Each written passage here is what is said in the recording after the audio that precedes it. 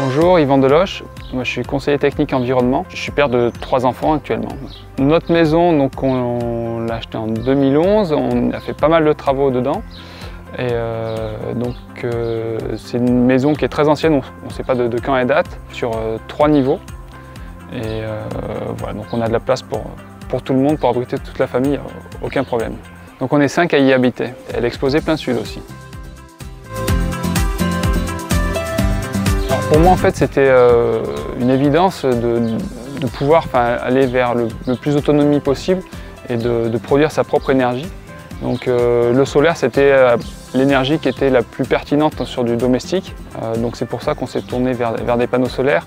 Et l'objectif, c'était à la fois de profiter de l'électricité produite, mais aussi de pouvoir répondre aux besoins thermiques de la maison. Et étant donné qu'on avait en fait une petite surface de toiture, c'est vrai que les panneaux Dualsun s'y adaptaient parfaitement en fait.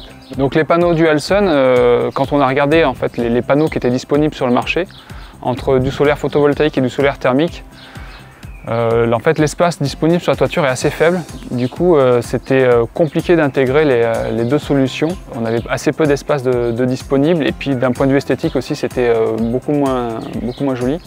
Et du coup c'est pour ça qu'on s'est tourné vers les panneaux Dualsun en fait.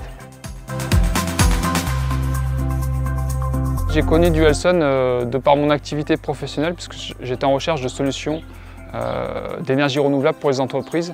Et donc c'est comme ça que j'ai contacté Dualsun initialement, et c'est là que je me suis rendu compte que finalement à titre personnel ça pouvait aussi être très intéressant sur le domestique en fait. Globalement on peut dire que ça s'est plutôt bien passé, l'installation a été faite de qualité, quoi. Sur le plan de production solaire, photovoltaïque et production thermique, on en est tout à fait satisfait.